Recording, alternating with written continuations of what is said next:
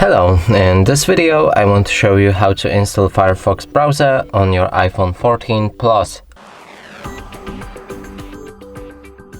And to do this we'll need to open up our App Store and right here click on the search button, find the Firefox,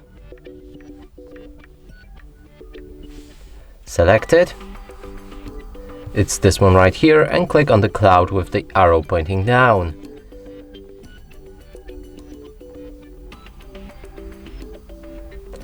When the download is complete, you should be able to run it. Click on Get Started. You can sign in to synchronize your browser, but I'm gonna skip that. And from here, you can start using this browser.